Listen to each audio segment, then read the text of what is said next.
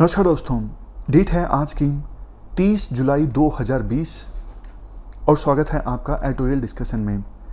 आज हिंदू में ये दो आर्टिकल्स इंपॉर्टेंट हैं, एक साइबर इनसिक्योरिटी से संबंधित और दूसरा डिजिटल वर्ल्ड से संबंधित। लेकिन इन दोनों आर्टिकल्स को हम बाद में डिस्कस करेंगे। पहले हम डिस्कशन करेंगे नई जो नेशनल एजुकेशन पॉलिसी 2020 को अप्रूवल दिया गया है कैबिनेट के द्वारा, इस एजुकेशन पॉलिसी के बारे में। और बाद में टाइम बचेगा तो इन दोनों आर्टिकल्स को कवर करेंगे या फिर इन दोनों आर्टिकल्स को कल के डिस्कशन में शामिल करेंगे। चलिए डिस्कशन स्टार्ट करते हैं। सबसे पहले हम डिस्कस करेंगे नेशनल एजुकेशन पॉलिसी 2020 के बारे में। आप जीएस पेपर 2 के इस टॉपिक से आर्टिकल को रिलेट कर सकते हो। इससे पहले कि हम नेशनल एजुकेशन पॉलिसी 2020 के बारे में डिस्कस करें, पास्ट में जो एजुकेशन पॉलिसीज़ आई हैं और उनको बनाने के लिए जो कमीशंस गठित किए गए हैं उनके बारे में हम डिस्कस कर लेते हैं, मतलब बैकग्राउंड डिस्कस कर लेते हैं एजुकेशन पॉलिसीज़ का हमारे देश में। जब देश आज़ाद हुआ तो आज़ादी के बाद नई एजुकेशन पॉलिसी बनाने की आवश्यकता थी। तो इसके लिए सबसे पहले एक कमीशन का गठन किया गया। 1948 से लेकर 49 के बीच इस कमीशन ने काम किया। इसका नाम था यूनिवर्सिटी एजुकेशन कमीशन। इस कमीशन ने अपनी रिकमेंडेशंस दी, लेकिन फर्स्ट एजुकेशन पॉलिसी नहीं बन सकी। फिर से एक कमीशन का गठन किया गया, सेकेंडरी एजुकेशन कमीशन। इस कमीशन ने काम किया 1952 से लेकर 53 के बीच। और इसके बाद फिर से एक एजुकेशन कमीशन का गठन किया गया डॉक्टर DS कोठारी की अध्यक्षता में। इस कमीशन ने काम किया 1964 से लेकर 66 के बीच। फाइनली 1968 में हमारी पहली नेशनल पॉलिसी ऑन एजुकेशन बनी। 1976 में 42nd कॉन्स्टिट्यूशनल अमेंडमेंट हुआ। पहले तो देखो एजुकेशन स्टेट लिस्ट में आया करती थी, लेकिन इस अमेंडमेंट के बाद एजुकेशन कॉन्करेंट लिस्ट में आने लगी। इसके बाद 1986 में हमारी दूसरी national policy on education I और इस नेशनल पॉलिसी ऑन एजुकेशन 1986 को थोड़ा सा मॉडिफाई किया गया 1992 में। तो 86 के बाद हमारी कोई नेशनल पॉलिसी ऑन एजुकेशन नहीं आई है। तो आप कह सकते हो इफेक्टिवली ऑलमोस्ट 34 सालों के बाद हमारी ये नई नेशनल एजुकेशन पॉलिसी आई है। इस नई नेशनल एजुकेशन पॉलिसी 2020 के लिए कमेटी गठित की गई थी TSR सुब्रमण्यम की अध्यक्षता में। इन्होंने अपनी रिपोर्ट सौंपी 27 मई 2016 को। फिर से एक कमेटी गठित की गई डॉक्टर K कस्तूरीरंजन की अध्यक्षता में और इस कमेटी ने अपनी रिपोर्ट सौंपी 31 मई 2019 को। तो लार्जली देखो अभी जो रिपोर्ट जिसको अप्रूवल दिया गया है कैबिनेट के द्वारा, वो डॉक्टर K कस्तूरीरंजन कमेटी की रिपोर्ट के द्वारा जो ड्राफ्ट रिलीज किया गया था मेनली उसी के आधार पर है। तो एवोल्यूशन ऑफ एजुकेशन पॉलिसी को डिस्कस करने के बाद अब हम आते हैं नेशनल एजुकेशन पॉलिसी 2020 की तरफ। इसको देखो समझने के लिए आप 4 पार्ट्स में डिवाइड कर सकते हो। सबसे पहले स्कूल एजुकेशन से संबंधित क्या प्रोविजंस किए गए हैं इस नेशनल एजुकेशन पॉलिसी 2020 में। उसके बाद हायर एजुकेशन से संबंधित प्रोविजंस।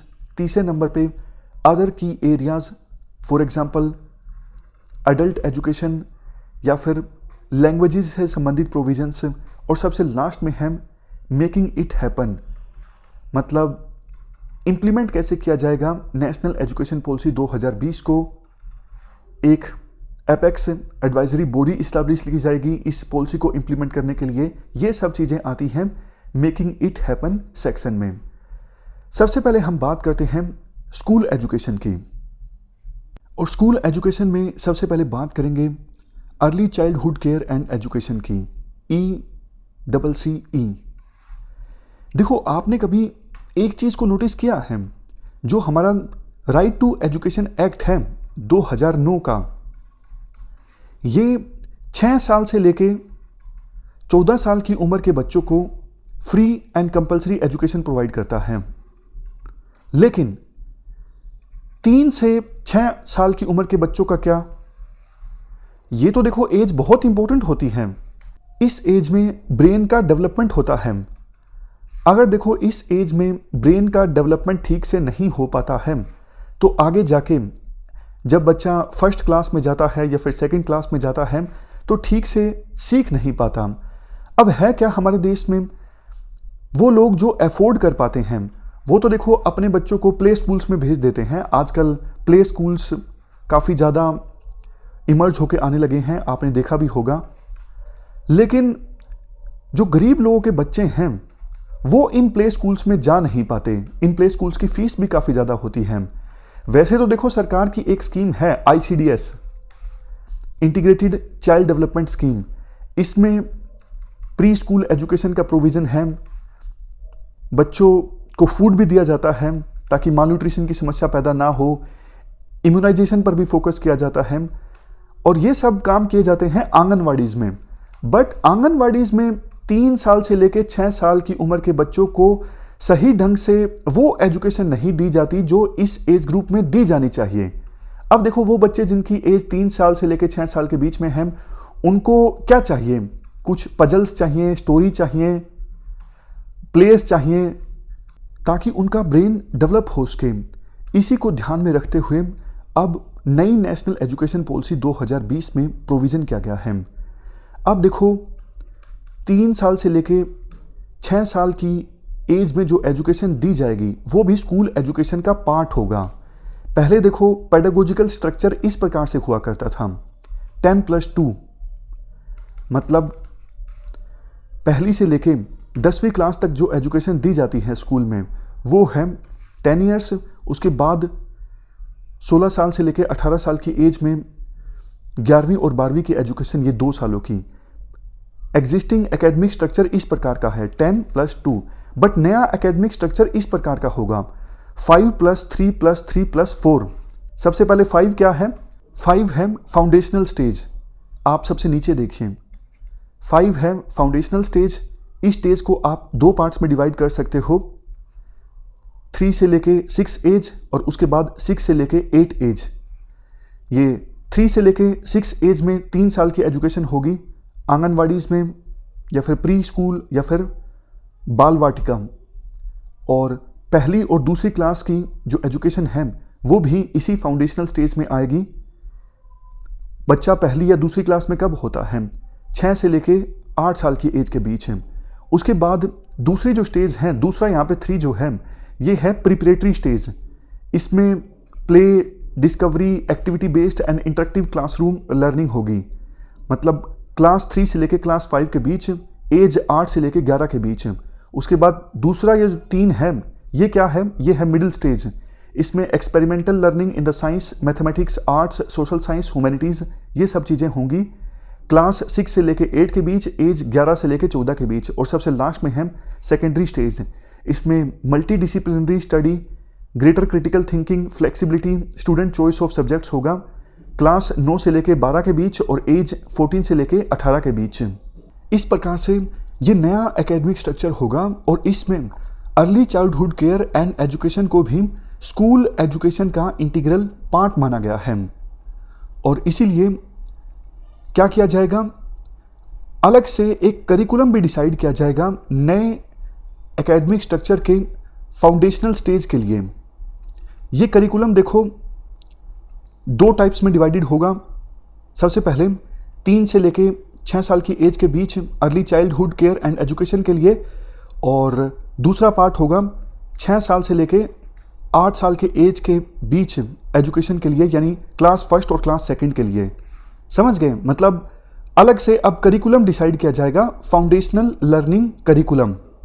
उसके बाद देखो आंगनवाड़ीज़ में इंफ्रास्ट्रक्चर अच्छा किया जाएगा, वहाँ पे फैसिलिटीज़ उपलब्ध होंगी जो प्राइवेट प्ले स्कूल्स में उपलब्ध होती हैं, ताकि बच्चे पजल्स सोल्व कर सकें, स्टोरीज से सीख सकें, वो सब चीज़ें।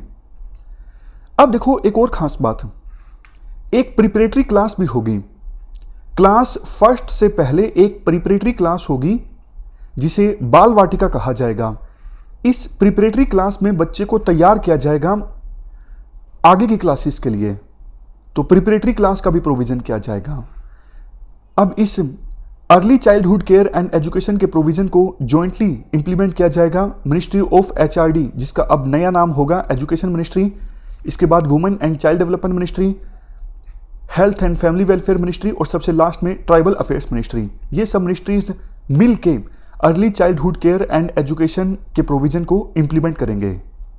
आगे बढ़ने से पहले एक और इम्पोर्टेंट बात, देखो ये फाउंडेशनल स्टेज के लिए जो करिकुलम फॉर्मुलेट किया जाएगा, यानी 3 साल से लेकर 8 साल तक की एज के बच्चों के लिए जो करिकुलम डिफाइन किया जाएगा वो किया जाएगा एनसीईआरटी के द्वारा। इस करिकुलम को कहा जाएगा national curricular and pedagogical framework for early childhood care and education. ये छोटा नाम है NCPFECCE। ना सिर्फ सिलेबस डिफाइन किया जाएगा इस एज ग्रुप के लोगों के लिए, बल्कि ये भी बताया जाएगा टीचर्स को कैसे पढ़ाना है 3 साल से लेकर 8 साल तक की एज के बच्चों को। इसके बाद नेक्स्ट प्रोविजन है attainment of foundational literacy and numeracy by grade 3 in mission mode. आप मुझे एक बात बताइए, फाउंडेशनल लिटरेसी एंड न्यूमरेसी का क्या मतलब है?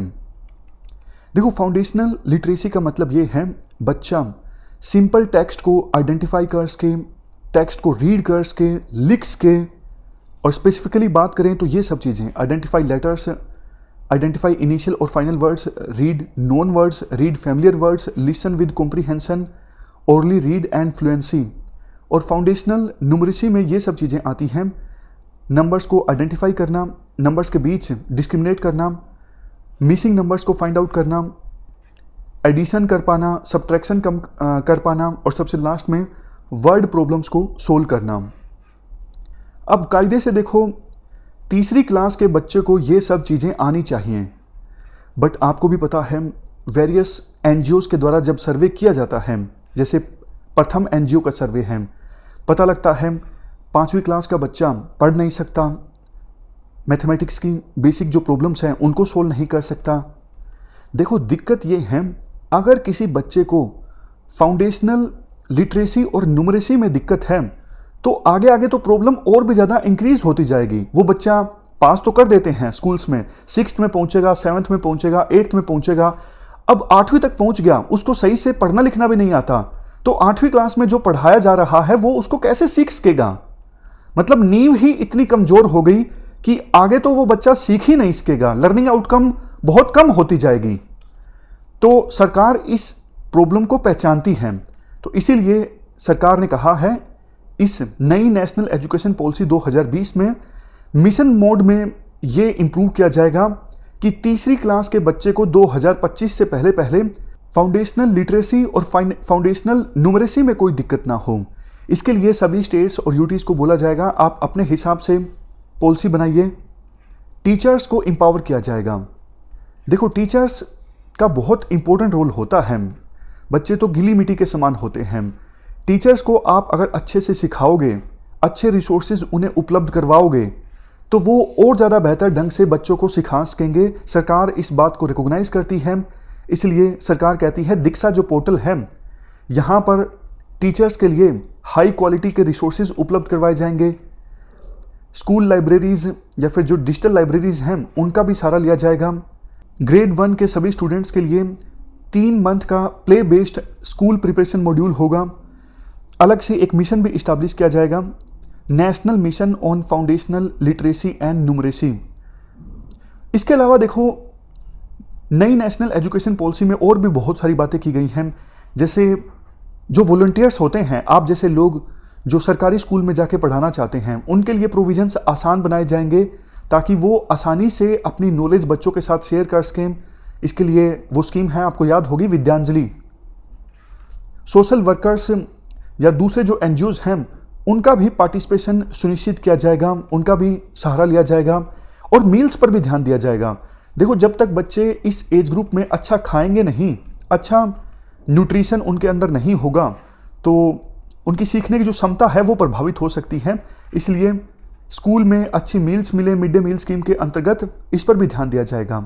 इसके बाद देखो, काफ़ी सारी रिसर्च में एक बात ये भी सामने आई है, पीयर ट्यूटरिंग से काफ़ी ज़्यादा फ़ायदा होता है। मतलब एक स्टूडेंट दूसरे स्टूडेंट को सिखाता है तो दूसरा स्टूडेंट बहुत अच्छे ढंग से काफ़ी बार सीख पाता है। तो टीचर की निगरानी में पीयर ट्यूटरिंग को भी प्रमोट किया जाएगा। इसके बाद नेक्स्ट हम बात करते हैं reforms in school करिकुला and pedagogy के बारे में। पेडागोजी का क्या मतलब होता है? पेडागोजी मतलब टीचिंग के लिए जो प्रैक्टिसेस या फिर मेथड्स को अपनाया जाता है उसे आप कह सकते हो पेडागोजी। तो स्कूल करिकुलम में रिफॉर्म्स लाया जाएगा और पेडागोजी में भी रिफॉर्म्स लाया जाएगा। करिकुलम देखो ऐसा होगा, सिर्फ कोर एसेंशियल्स पर फोकस किया जाएगा, मतलब सभी सब्जेक्ट्स में अभी जो सिलेबस है वो ज़्यादा है और फालतू के जो टॉपिक्स हैं उन्हें निकाल दिया जाएगा, सिर्फ कोर एसेंशियल्स टॉपिक्स को इंक्लूड किया जाएगा। इसके अलावा क्रिटिकल थिंकिंग को प्रमोट किया जाएगा। क्लासेस इंटरेक्टिव होंगी, मतलब स्टूडेंट से ये अपेक्षा की जाएगी कि वो ज़्यादा से ज़्यादा क्वेश्चन पूछें ताकि क्यूरियोसिटी उनके अंदर जो उभर के आ रही है उसे एड्रेस किया जा सके और बच्चा आगे जाके कुछ इनोवेशन लेके आए। एक्सपेरिमेंटल लर्निंग पे फोकस किया जाएगा, जैसे fun, creative, collaborative, exploratory activities. Class में ये सब एक्टिविटीज़ होंगी। नेक्स्ट पॉइंट, बच्चों को मौका दिया जाएगा कि वो अपने हिसाब से, अपनी चॉइस से सब्जेक्ट्स को चूज कर सकते हैं। सब्जेक्ट्स में चूज करने में काफ़ी फ्लेक्सिबिलिटी होगी। और देखो आज के समय में स्कूल्स में एक डिस्क्रिमिनेशन होता है, जैसे स्पोर्ट्स जो है ये एक्स्ट्रा करिकुलर एक्टिविटी है, ये करिकुलर एक्टिविटी का पार्ट नहीं है।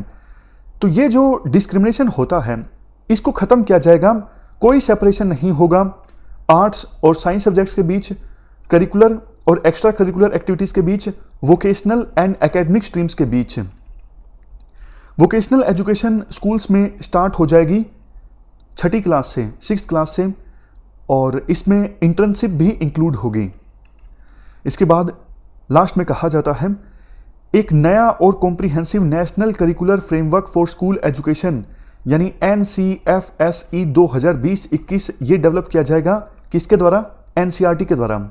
इसके अलावा और कुछ बातें, जैसे शुरुआत से ही डिजिटल एजुकेशन पे ज़्यादा फोकस किया जाएगा, साइंटिफिक टेम्पर बच्चों में डेवलप करने पर ध्यान दिया जाएगा और ICT का ज़्यादा से ज़्यादा यूज़ किया जाए पेडागोजी में, यानी टीचिंग प्रैक्टिसेस में और मेथड्स में। इस चीज़ का ख्याल रखा जाएगा ताकि इंटरेक्टिव ढंग से, जैसे काफ़ी वीडियोज़ एनिमेटेड होती हैं ज्योग्राफी से संबंधित या फिर साइंस एंड टेक से संबंधित, इन्वायरमेंट से संबंधित, तो बच्चे अपनी इमेजिनेशन का यूज़ करके ज़्यादा अच्छे ढंग से चीज़ों को समझ सकते हैं। तो इस चीज़ का ख्याल रखा जाएगा। और सबसे लास्ट में टीचर्स लोकल लैंग्वेजेस की सहायता से पढ़ाएं, इस पर भी ध्यान दिया जाएगा। अब देखो किसी गांव में लोकल लैंग्वेज जिसे बच्चे अच्छे से समझते हैं उसमें अगर टीचर समझाएगा तो बच्चे ज़्यादा बेहतर ढंग से समझ सकेंगे, लर्निंग आउटकम ज़्यादा होगी। इसके बाद नेक्स्ट प्रोविज़न भी इसी से संबंधित है, multilingualism and power of language.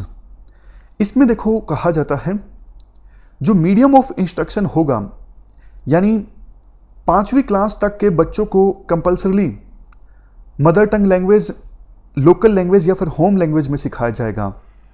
5वीं तक तो कंपल्सरी इन्हीं लैंग्वेजेस में सिखाया ही जाएगा, बट प्रेफर ये किया जाता है कि 8वीं क्लास तक के बच्चों को मदर टंग लैंग्वेज में, लोकल लैंग्वेज में या फिर होम लैंग्वेज में ही सिखाया जाए। लैंग्वेजेस ऑफ इंडिया ये एक फन प्रोजेक्ट होगा जो हर एक स्टूडेंट के द्वारा इसमें पार्टिसिपेट किया जा सकता है। लैंग्वेजेस को सीखने के लिए हर एक स्टेट और यूटी की गवर्नमेंट डिसाइड करेगी कौन सी 3 लैंग्वेजेस वो बच्चों को सिखाना चाहते हैं स्कूल में, और सभी जो क्लासिकल लैंग्वेजेस हैं वो स्कूल में एज ए ऑप्शन अवेलेबल होंगी। कौन सी हैं क्लासिकल लैंग्वेजेस बताइए आप? संस्कृत, ओडिया, तमिल, तेलुगु, मलयालम और कन्नड़, ये 6 क्लासिकल लैंग्वेजेस हैं हमारे देश में। इसके बाद देखो इंडियन साइन लैंग्वेज को स्टैंडर्डाइज किया जाएगा पूरे देश में, यानी वो लोग जो सुन नहीं सकते उनके लिए जो साइन लैंग्वेज होती है उसे स्टैंडर्डाइज किया जाएगा, और इसके लिए नेशनल और स्टेट करिकुलम का मटेरियल भी डेवलप किया जाएगा ताकि वो बच्चे जो सुन नहीं सकते चीज़ों को समझ सकें। इसके बाद नेक्स्ट कई सारी फॉरेन लैंग्वेजेस को ऑफर किया जाएगा सेकेंडरी लेवल पर। सेकेंडरी लेवल मतलब क्लास 9 से लेके क्लास 12 के बीच फॉरेन लैंग्वेजेस को भी ऑफर किया जाएगा, बच्चे चाहे तो फॉरेन लैंग्वेजेस सीख सकते हैं। इसके बाद नेक्स्ट है असेसमेंट रिफॉर्म्स। मतलब एग्ज़ाम्स। अभी देखो, बच्चों की असेसमेंट होती है साल के अंत में। साल के अंत में जो एग्ज़ाम्स होते हैं, 10वीं और 12वीं क्लास में बोर्ड एग्ज़ाम्स, और वैसे हर क्लास के अंत में जो एग्ज़ाम्स होते हैं, इनके थ्रू बच्चों को असेस किया जाता है कि पूरे साल में क्या सीखा है। देखो, इस सिस्टम में रोट लर्निंग काफ़ी ज़्यादा इमर्ज होके आई है। बच्चे लास्ट में रट्टा मारते हैं और एक होड़ लग जाती है, कंपटीशन हो जाता है बच्चों के बीच ज़्यादा मार्क्स हासिल करने का। उसके बाद 12वीं क्लास के बाद एग्ज़ाम्स क्रैक करने के लिए, प्रोफेशनल कोर्सेज के लिए एग्ज़ाम क्रैक करने के लिए भी कोचिंग कल्चर काफ़ी ज़्यादा डेवलप हो गया है। तो इन सब चीज़ों से नुकसान बहुत ज़्यादा हुआ है। इसे रिकॉग्नाइज किया गया है नेशनल एजुकेशन पॉलिसी 2020 में। तो अब काफ़ी सारे बदलाव लाए जाएंगे। तीसरी क्लास में पेपर होंगे लास्ट में, 5वीं क्लास में होंगे, 8वीं क्लास में होंगे। ये बोर्ड एग्ज़ाम्स नहीं होंगे, ये एग्ज़ाम्स कंडक्ट किए जाएंगे एप्रोप्रिएट अथॉरिटीज़ के द्वारा, फॉर एग्जांपल स्कूल प्रशासन। लेकिन 10वीं क्लास के अंत में और 12वीं क्लास के अंत में जो एग्ज़ाम्स होंगे वो बोर्ड के द्वारा कंडक्ट किए जाएंगे, फॉर एग्जांपल सीबीएसई या फिर आईसीएसई। अब देखो, बोर्ड एग्ज़ाम्स का मौका बच्चों को साल में 2 बार दिया जाएगा। एक बार तो एग्ज़ाम्स होंगे और दूसरी बार इम्प्रूवमेंट का भी मौका दिया जाएगा, ताकि बच्चे पर एकदम से ज़्यादा स्ट्रेस ना पैदा हो। और देखो, एग्ज़ाम्स इस प्रकार से बनाए जाएंगे, मतलब पेपर इस प्रकार से सेट किए जाएंगे कि बच्चों की याद करने की जो क्षमता है उसे ना चेक किया जाए, बल्कि हायर ऑर्डर स्किल्स चेक की जाए। जैसे बच्चा एनालाइज कर पाता है या फिर नहीं कर पाता है, क्रिटिकल थिंकिंग की स्किल बच्चे में डेवलप हुई है या फिर नहीं हुई है, कंसेप्चुअल क्लैरिटी कितनी है, ये सब चीज़ें बच्चों की चेक की जाए। और देखो, ये जो एग्ज़ाम्स हों, इनका मेन मकसद लर्निंग चेक करना हो, ताकि फर्दर इंप्रूवमेंट लाया जा सके पेडागोजी में, टीचिंग प्रोसेस में या फिर टीचिंग मेथड्स में या फिर प्रैक्टिसेस में, ताकि बच्चा और बेहतर ढंग से सीख सके। मार्क्स देना मकसद नहीं होगा एग्ज़ाम्स का। एग्ज़ाम्स का मकसद होगा ये पता लगाना कि अभी जो टीचिंग प्रैक्टिसेस का इस्तेमाल किया जा रहा है उनसे बच्चा सीख क्यों नहीं रहा है, फर्दर क्या इंप्रूवमेंट की जा सकती हैं। और ये सब इंश्योर करने के लिए एक बॉडी इस्टेब्लिश की जाएगी, परख, performance assessment review analysis of knowledge for holistic development. ये जो बॉडी जो होगी स्टैंडर्ड्स सेट करेगी और उन स्टैंडर्ड्स के हिसाब से एग्ज़ाम्स सेट करने होंगे विभिन्न स्कूल्स को, और बोर्ड एग्ज़ाम्स भी उन्हीं के अनुसार सेट होंगे। इसके अलावा देखो, सेल्फ असेसमेंट और पीयर असेसमेंट पर फोकस किया जाएगा। एक नेशनल टेस्टिंग एजेंसी जो ऑलरेडी इस्टेब्लिश हो चुकी है, ये कोशिश करेगी कि बच्चे जो प्रोफेशनल कोर्सेज के लिए टेस्ट लेते हैं, प्रोफेशनल कोर्सेज जैसे नीट का एग्ज़ाम है या फिर जेई का एग्ज़ाम है, इसके लिए कोचिंग लेते हैं बच्चे, उन्हें कोचिंग लेने की आवश्यकता ना पड़े। मतलब जैसे बोलते नहीं कि यूपीएससी आजकल इस प्रकार के क्वेश्चंस पूछने लगी है कि कोचिंग लेने के बावजूद वो क्वेश्चंस कोचिंग सेंटर्स के नोट से नहीं आते हैं। तो उसी तरफ इशारा करते हुए कहा गया है कि नेशनल टेस्टिंग एजेंसी इस प्रकार का टेस्ट कंडक्ट करेगी कि कोचिंग लेने का कोई फायदा ही ना हो। समझ गए? Next, artificial intelligence based software का इस्तेमाल किया जाएगा ताकि बच्चों की प्रोग्रेस को ट्रैक किया जा सके और वो अपनी परफॉर्मेंस के हिसाब से, प्रोग्रेस के हिसाब से सही ढंग से करियर चूज कर सकें। नेक्स्ट, बोर्ड एग्जाम्स फ्लेक्सिबल होंगे, मतलब स्टूडेंट्स जो हैं अपने हिसाब से सब्जेक्ट्स चूज कर सकेंगे बोर्ड एग्जाम्स के लिए। बाकी ये सब चीज़ें हम डिस्कस कर चुके हैं। एग्ज़ाम्स कब कब कंडक्ट होंगे, तीसरी में, 5वीं में, 8वीं में। एग्ज़ाम्स का मकसद होगा लर्निंग आउटकम चेक करना।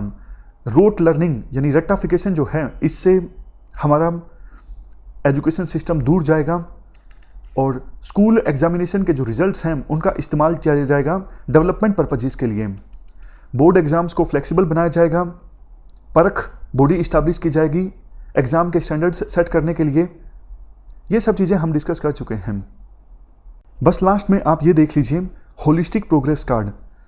स्टेट और यूटीज जो हैं स्कूल में बच्चों का जो प्रोग्रेस कार्ड होता है, इसे रीडिज़ाइन करेंगे ताकि 360 डिग्री प्रोग्रेस का पता लगाया जा सके। ये एक मल्टी डायमेंशनल रिपोर्ट होगी। इसमें बच्चों का खुद का सेल्फ असेसमेंट होगा, पीयर असेसमेंट होगा यानी साथी स्टूडेंट्स का असेसमेंट होगा, टीचर्स का असेसमेंट होगा। कार्ड ये भी रिफ्लेक्ट करेगा लर्नर का यानी स्टूडेंट्स का कोग्निटिव परफॉर्मेंस कैसा है, इफेक्टिव, सोशियो इमोशनल और साइकोमोटर डोमेन में भी परफॉर्मेंस कैसा है। इस प्रोग्रेस कार्ड में ये सारी चीज़ें जैसे quizzes, role plays, group work, portfolio, इन सब में कैसा परफॉर्मेंस रहा है। और इस प्रोग्रेस कार्ड में पेरेंट्स को भी इन्वॉल्व किया जाएगा। पेरेंट्स का भी रोल होता है चिल्ड्रन की एजुकेशन में और डेवलपमेंट में, तो उनका भी एक्टिवली इन्वॉल्वमेंट होगा। इसके बाद नेक्स्ट प्रोविजन है इक्विटेबल एंड इंक्लूसिव एजुकेशन। देखो, नेशनल एजुकेशन पॉलिसी 2020 ये एम करती है कोई भी बच्चा जो सीखना चाहता है लेकिन अपने जन्म के कारण गरीब परिवार में जन्म हुआ है या फिर ऐसी जगह पर ऐसी परिस्थितियों में जन्म हुआ है बच्चे के लिए सीखना संभव नहीं है, ऐसा बच्चे का बैकग्राउंड है, कोई भी ऐसा बच्चा सीखने से वंचित ना रह सके, ये नेशनल एजुकेशन पॉलिसी 2020 एम करती है। स्पेशल जो फोकस होगा वो socially and economically disadvantage groups पे होगा, जैसे गर्ल्स एजुकेशन पे, या फिर कई जो एरिया हैं हमारे देश में बहुत ज़्यादा पिछड़े हुए हैं, वहाँ पर उन इलाकों में जो बच्चे रहते हैं उन पे फोकस किया जाएगा। डिफरेंटली एबल्ड जो बच्चे हैं उन पे फोकस किया जाएगा। और इसके लिए क्या कुछ किया जाएगा। गर्ल्स एजुकेशन के लिए जेंडर इंक्लूजन फंड इस्टेब्लिश किया जाएगा। स्पेशल एजुकेशन जोन्स इस्टेब्लिश किए जाएंगे डिसएडवांटेज रीजन्स और ग्रुप्स के लिए। और वो बच्चे जो डिसेबिलिटी का शिकार हैं ये इंश्योर किया जाएगा वो भी पूरा पार्टिसिपेट करें रेगुलर स्कूलिंग से लेके, मतलब फाउंडेशनल स्टेज से लेके हायर एजुकेशन तक। अलग से उनके लिए जो असिस्टिव डिवाइसेस हैं वो उपलब्ध करवाए जाएंगे, सीखने में किसी प्रकार की दिक्कत ना आए। एप्रोप्रिएट टेक्नोलॉजी बेस्ड टूल्स का सहारा लिया जाएगा ताकि उनको सपोर्ट प्रोवाइड की जा सके सीखने के लिए। हर एक स्टेट में, हर एक डिस्ट्रिक्ट में एनकरेज किया जाएगा कि बाल भवन इस्टेब्लिश किया जाए। बाल भवन काम करेंगे special day time boarding school का। यहाँ पर बच्चे पार्टिसिपेट कर सकते हैं आर्ट रिलेटेड, करियर रिलेटेड या फिर प्ले रिलेटेड एक्टिविटीज़ में। और जो फ्री स्कूल इंफ्रास्ट्रक्चर होगा उसका इस्तेमाल किया जा सकेगा सामाजिक चेतना केंद्र के तौर पर। इसके बाद नेक्स्ट प्रोविज़न है टीचर्स से संबंधित। ये देखो बहुत इंपॉर्टेंट प्रोविज़न है। देखो, पास्ट में टीचर्स का सम्मान काफ़ी ज़्यादा होता था क्योंकि टीचर्स चिल्ड्रन का भविष्य तय करते हैं, एक प्रकार से नेशन का यानी देश का भविष्य तय करते हैं। पहले काफ़ी रिस्पेक्ट हुआ करती थी, टीचर्स जी जान लगा देते थे बच्चों को सिखाने में। बट दुखद बात यह है आज के समय में टीचर्स का जो स्टेटस है काफ़ी ज़्यादा गिरा है। इसके पीछे एक रीज़न ये है कि जो रिक्रूटमेंट प्रोसेस है उसमें काफ़ी धांधलेबाजी होती है। इवन टीचर बनने के लिए जो डिग्री कोर्सेज होते हैं, फॉर एग्जांपल बीएड, वो भी देखो सिर्फ डिग्री प्रोवाइड कर देते हैं, कुछ सिखाते नहीं हैं अपने कोर्स में। एक डेटा के अनुसार ज़्यादातर ये जो टीचिंग के लिए कोर्सेज होते हैं सिर्फ डिग्री देते हैं, मतलब इवन सिखाने की कोशिश भी नहीं करते हैं, क्लासेस ही नहीं लगते हैं, सिर्फ बीएड की डिग्री दे दी जाती है। तो अब सोच के देखिए, वो पर्सन्स जिनके पास सिर्फ डिग्री है, जिन्होंने कुछ सीखा ही नहीं है कि कैसे बच्चों को सिखाना है, अगर वो टीचर बन जाएंगे सिफारिश से या फिर करप्शन से, तो वो बच्चों को क्या सिखाएंगे। इसी वजह से एजुकेशन का जो हमारा स्तर है वो गिरा है। तो सबसे पहले तो नई नेशनल एजुकेशन पॉलिसी 2020 में ये कहा गया है, ये जो टेस्ट होते हैं टीचर बनने के लिए या फिर टीचिंग कोर्सेज में एडमिशन लेने के लिए, इनमें ट्रांसपेरेंसी लाई जाएगी और अकाउंटेबिलिटी फिक्स की जाएगी। अगर कोई कॉलेज सब स्टैंडर्ड ढंग से चलता है, ठीक से नहीं सिखाता है, तो उसका लाइसेंस रद्द किया जाएगा। 4 साल का इंटीग्रेटेड बीएड कोर्स होगा। इसमें अगर कोई पर्सन सीधा टीचर बनना चाहता है तो ये इंटीग्रेटेड कोर्स होगा 4 साल का। ग्रेजुएशन भी हो जाएगी, साथ के साथ बीएड का कोर्स भी हो जाएगा। लेकिन ये इमीडिएटली नहीं इंप्लीमेंट किया जाएगा, इसे 2030 तक इंप्लीमेंट करना है। और अगर देखो किसी ने स्पेशलाइज्ड सब्जेक्ट में ग्रेजुएशन हासिल कर ली है तो उसके लिए 2 साल का बीएड का कोर्स होगा। और अगर किसी ने 4 साल की मल्टीडिसिप्लिनरी बैचलर डिग्री हासिल की है या फिर मास्टर डिग्री हासिल की है किसी सब्जेक्ट में, तो उसके लिए 1 साल का बीएड का कोर्स होगा। 2030 आते आते जो मल्टीडिसिप्लिनरी कॉलेजेस या फिर यूनिवर्सिटीज़ होंगी, इनके बारे में हम हायर एजुकेशन में डिस्कस करेंगे कि सरकार का प्लान है कि multidisciplinary colleges and universities establish करने हैं। तो 2030 आते आते ये मल्टीडिसिप्लिनरी कॉलेजेस और यूनिवर्सिटीज़ टीचर एजुकेशन का कोर्स ऑफर करेंगे। इसके साथ साथ और बहुत सारी बातें टीचर एजुकेशन को इम्प्रूव करने के लिए नया और comprehensive national curriculum framework for teacher education establish किया जाएगा 2021 से पहले। सभी टीचर एजुकेशन जो प्रोग्राम्स हैं वो कंडक्ट किए जाएंगे कंपोजिट मल्टीडिसिप्लिनरी इंस्टीट्यूशंस में, और सिर्फ एजुकेशनली साउंड मल्टीडिसिप्लिनरी और integrated teacher education program available करवाए जाएंगे इन इंस्टीट्यूट्स में। इसके बाद स्कॉलरशिप प्रोवाइड की जाएगी कुछ स्टूडेंट्स को जो इस 4 साल के इंटीग्रेटेड बीएड कोर्स में पढ़ना चाहते हैं, एडमिशन लेना चाहते हैं। नेक्स्ट, बीएड कोर्सेज में एडमिशन के लिए टेस्ट कंडक्ट किया जाएगा नेशनल टेस्टिंग एजेंसी के द्वारा, तो ये अच्छा हो जाएगा। प्रोसेस ट्रांसपेरेंट रहेगी, पूरे देश में एक ही टेस्ट होगा, तो सिस्टम में काफ़ी सुधार आएगा। नेक्स्ट, अगर देखो कोई टीचर एजुकेशन इंस्टीट्यूशन है लेकिन वो सब स्टैंडर्ड है, वार्निंग देने के बाद भी अगर सुधार नहीं लाया जा रहा है उस टीचर एजुकेशन इंस्टीट्यूशन के द्वारा, तो उस इंस्टीट्यूशन के खिलाफ कार्रवाई की जाएगी। नेक्स्ट, देखो जो सीनियर फैकल्टी हैं या फिर रिटायर्ड टीचर्स हैं उनका सहारा लिया जाएगा नए टीचर्स को मेंटर करने के लिए, और इसके लिए national mission for mentoring with a large pool of outstanding senior और रिटायर्ड फैकल्टी इस्टेब्लिश किया जाएगा। समझ गए? सीनियर फैकल्टीज या फिर जो रिटायर्ड फैकल्टीज हैं उनकी सहायता ली जाएगी टीचर्स को ट्रेनिंग देने के लिए, और इसके लिए नेशनल मिशन लॉन्च किया जाएगा। Next, national higher education regulatory council, ये देखो सिंगल पॉइंट रेगुलेटर का काम करेगी हायर एजुकेशन सेक्टर के लिए, इंक्लूडिंग टीचर एजुकेशन के लिए। ये जो बॉडी होगी national higher education regulatory council, ये हायर एजुकेशन के सभी कोर्सेज के लिए सिंगल रेगुलेटर का काम करेगी, इंक्लूडिंग टीचर एजुकेशन। सबसे लास्ट में टीचर एलिजिबिलिटी टेस्ट को मजबूत किया जाएगा सभी स्टेजेस पर। इसके बाद देखो टीचर्स को एम्पावर भी किया जाएगा, उनके पास ऑटोनॉमी होगी, वो क्लास में कौन से टीचिंग मेथड्स या फिर प्रैक्टिसेस की सहायता से बच्चों को सिखाना चाहते हैं। टीचर्स को एकेडमिक लीडरशिप पोजीशंस में जगह दी जाएगी। प्रोफेशनल डेवलपमेंट जो है टीचर्स की उस पर भी ध्यान दिया जाएगा। Merit based tenure track system होगा, टीचर्स ने कितना अच्छा काम किया है ये ट्रैक करने के लिए। मिनिमम 50 घंटे का कंटिन्यूअस प्रोफेशनल डेवलपमेंट होगा, यानी सीपीडी होगा टीचर्स का। सर्विस इन्वायरमेंट को इम्प्रूव किया जाएगा स्कूल इंफ्रास्ट्रक्चर को इम्प्रूव करके। अगर देखो स्कूल का इंफ्रास्ट्रक्चर अच्छा होता है तो टीचर ज़्यादा अच्छे से पढ़ा सकता है। National professional standards for teachers तय किए जाएंगे 2022 से पहले, NPST।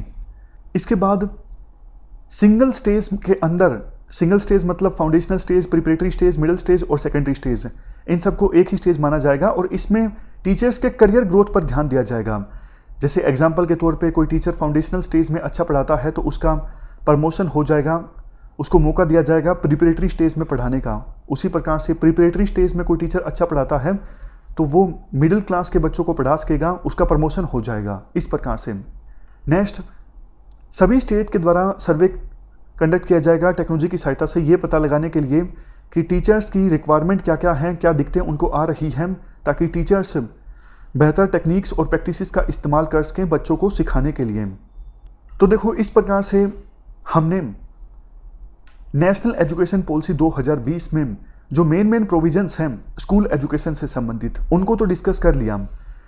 अब ये सबसे बड़ा पार्ट था, बाकी जो ये 3 पार्ट्स हैं इनमें से थोड़ा टाइम हमें लगेगा हायर एजुकेशन को कवर करने में, और ये तो बिल्कुल छोटे छोटे पार्ट्स हैं।